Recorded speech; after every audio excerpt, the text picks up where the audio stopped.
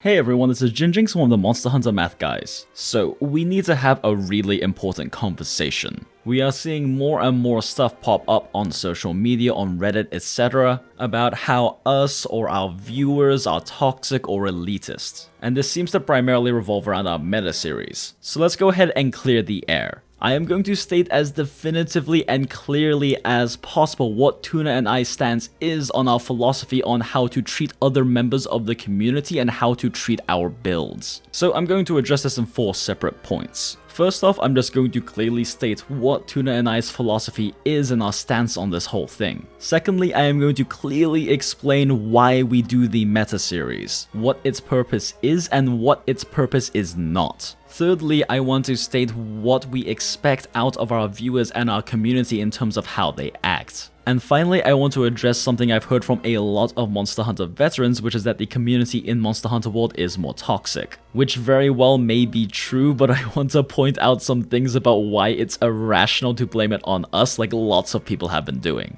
Okay, so first off is our philosophy. So to be very clear, the entire purpose of all of our videos on YouTube and why we do what we do is to give out factual and well-researched information out to the community to use. That's why we deal so much with math and numbers, because it allows us to factually show relative strengths of different things. I spend anywhere from 20% to 60% of an entire video's production time doing research, crunching numbers, also I can make sure that there is enough evidence to state something is accurate. When something is our opinion, we always try our best to be sure we state it is our opinion in the videos. And if we're unsure of a particular mechanic or thing, we always make sure to state that in the videos as well. The purpose of our videos isn't to make a recommendation or to ask you to trust us on something, it is to give you accurate information to work with. And as much as I joke about being a math robot, we are human, which means we make mistakes, and when we do make mistakes, we always address that in the next video. If we did not, that would be spreading misinformation, and we absolutely abhor misinformation because it is so readily present in YouTube and in the community at large. Our pride is not worth spreading misinformation, so we always correct ourselves. Now, the other half of our philosophy is that we are very strictly anti-toxicity as well as anti-elitism. And yes, anti-elitist elitism is still elitism. So if you tell people to only ever run meta sets, and if you're not playing meta sets, you're playing the game wrong, that's being elitist, and we're not okay with that. But also, if you tell people that meta builds are only for speedrunners, and that putting in full damage without any defensive skills is bad because no one can actually play that well except for speedrunners, well, not only are you being extremely insulting to the general player base of the game, but you're still being elitist.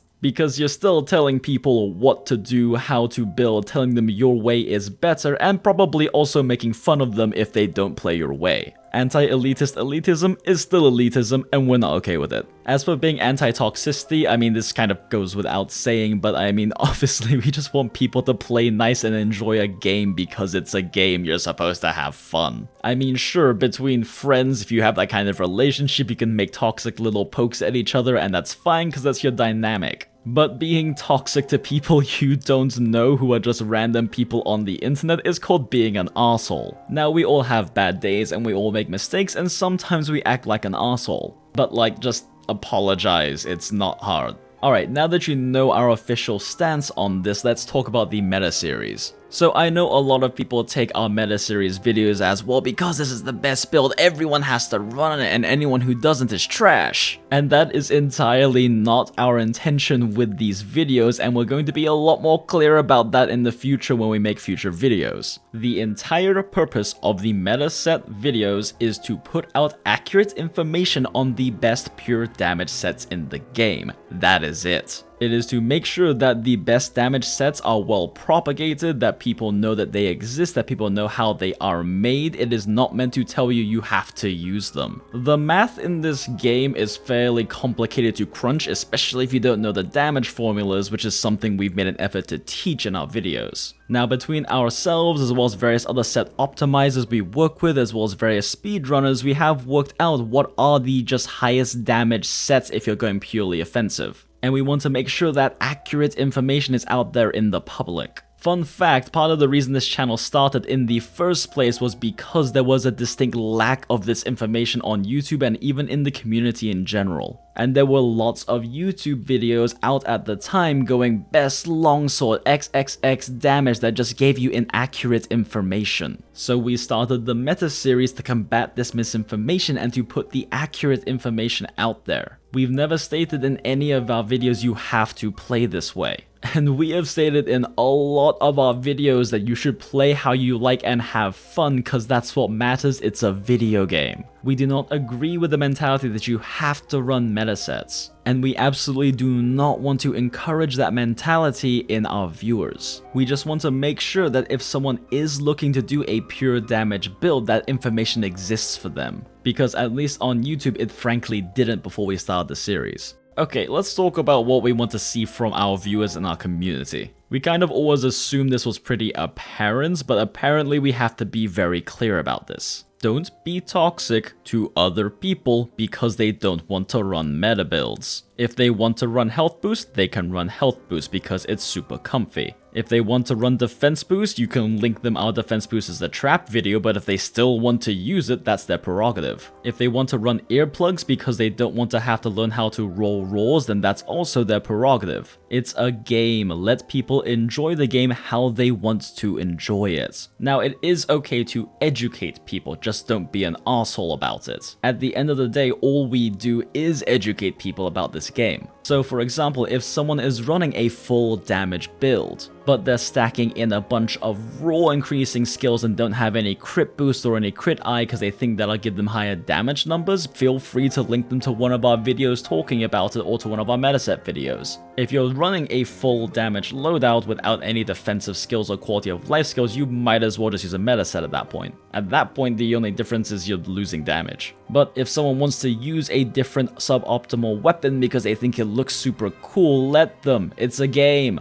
They don't have to use metasets if they don't want to. Hell, Tuna and I don't use metasets half the time. Tuna primarily runs free meal secret sets for the unlimited max potions, and I generally end up running a power prolonger set on my switch axes because it's more comfy when I stream. Alright, let's talk about why the community is more toxic compared to previous games and why it's frankly irrational to blame us for that. And yes, this comes up a lot more often than you might think. So, full disclosure, Tuna and I did not play previous games, so we have no idea what the community actually was like from first hand. But we do engage a lot with our community, and we have heard a lot of stories from many veterans about how much more toxic the community has gotten. Now, I have heard a lot of people blame us specifically for this. In fact, a more recent tweet highlighted this pretty nicely. We're not about drama, so for privacy reasons, I did blur out all of the names. And also, my intention is not to pick on this person in particular, it's just that this tweet and the next tweet they made are very good examples of the logical fallacies for this argument. And also, to this person's credit, in the next tweet they did state they have nothing against us personally.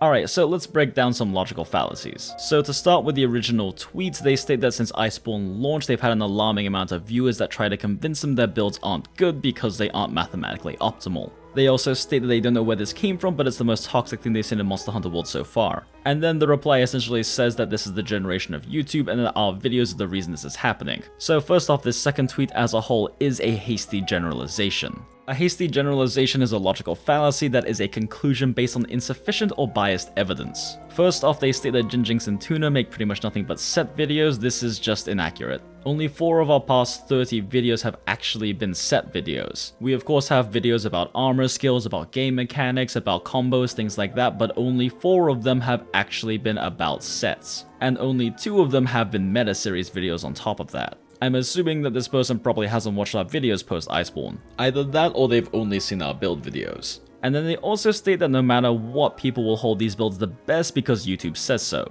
Which again, hasty generalization. There are many build videos out on YouTube and a lot of them get more views than ours do. The reason why people will state that ours are mathematically optimal is because we provide evidence and numbers that shows that, not because YouTube says so. Now let's talk about the whole package. The idea that because we make our set videos, somehow post Iceborne the toxicity towards builds has gotten worse. Now here's the issue I have with this. We have only put out 2 meta videos since Iceborne came out. Prior to Iceborne, we were putting out 1 to 2 a week. So somehow by putting out 25 to 50% as many meta videos as we did before Iceborne, after Iceborne the meta toxicity got worse because of our videos somehow.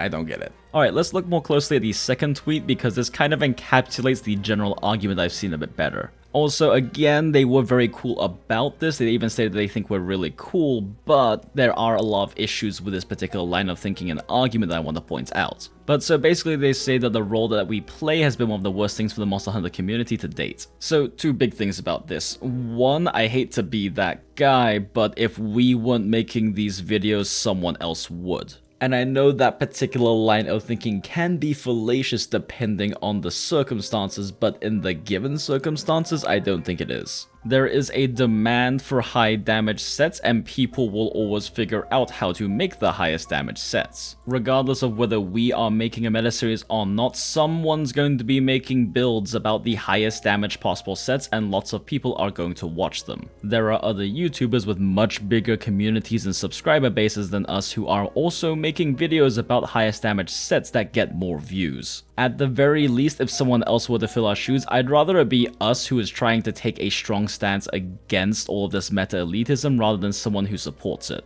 And secondly, the idea that because we make meta set videos that we explicitly tell people you don't have to use somehow leads to there being more toxicity in the community surrounding builds is a classic come hoc ego propter hoc fallacy. More commonly known as correlation does not equal causation. Basically, just because we started making meta series videos does not mean that we are the cause of the build toxicity in the community. There are just so many other possible factors that can all contribute to this perfect storm of higher toxicity in the community. First off, Monster Hunter World has sold almost 4 times as many copies as Generations did. 4 times means 4 times as many people, and it also means that the Monster Hunter community is no longer the tight-knit, smaller niche community it used to be. Anyone can tell you that when a game gets more mainstream and becomes more successful and has more people joining in it, you get more toxic people in the mix. Also, with all of those new people, you have to consider where those new players are coming from. Other game fan bases conduct themselves in ways that can definitely come off as more aggressive or abrasive. I obviously don't have any sort of numbers on the amount of crossover, but I imagine a lot of the new Monster Hunter World players come from Souls games. I have personally put over 1,000 hours into the Souls franchise, and I can tell you from personal experience the community is a lot more passionate about build making and a lot more abrasive in their general way they conduct themselves. Then there's also the fact that a lot of big FPS streamers have been playing Monster Hunter World. I know for a fact that both Skadoodle as well as Lyrical are 2 professional FPS players, as well as Teenage Hutun and I have played with all play Monster Hunter World. This means that there is also FPS players who are now transitioning into Monster Hunter World when they wanted to play the previous game.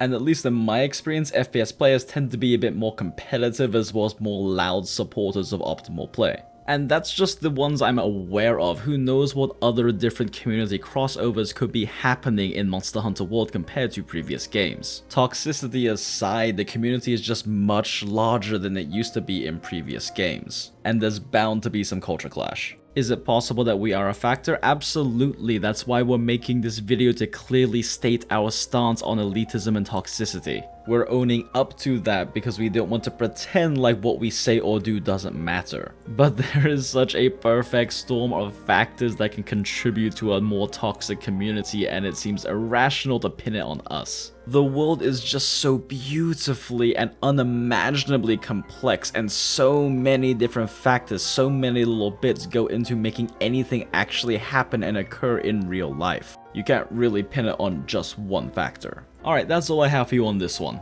Thank you so much as always for checking out the video. I know this is a very different style of video, but it was something we felt was very important to address. If you know anyone who would be interested to learn our stance on meta build shaming as well as our overall philosophy, be sure to share a video with them. And if you enjoyed hearing our thoughts on these things, be sure to like the video and let us know in the comment below. Thank you as always to Honey over at honeyhunterworld.com for creating and maintaining the tools we use to make sets with. And if you'd like to find some some other like-minded hunters of all different skill levels to hunt with, be sure to check out our Discord server, the Mathlos Nest. Just be sure to keep all Iceborne talk in our Iceborne specific channels so our PC players can avoid spoilers. Don't forget we do have a Twitter where we post updates about videos, our general thoughts on things, as well as little memes we make, and Tuna does stream live on Twitch almost every single day. As soon as this video goes live, he will also be live on Twitch, so be sure to come hang out and chat with us about how we feel about these things. And of course, none of this would be possible without the generosity of our patrons. And especially big thank you to our new patrons Colin Deerwater and Octavia Rain. Thank you so much for your support. You are the Sapphire Star guiding us through the hard times on the channel. All the jokes aside, we really do appreciate it. It does mean the world to us. So thank you so much again. And just a reminder, the patrons are currently voting on the next Iceborne meta video, and every patron, regardless of donation amount, can join in. Alright, that is all I have for you on this one. This was a bit of a mentally exhausting video, but it did have to happen. We do have plenty more videos on the way, of course, so be sure to subscribe, hit the notification bell, and that way you will know about our videos as soon as they come out. Happy hunting, hunters. See you next time. Bye!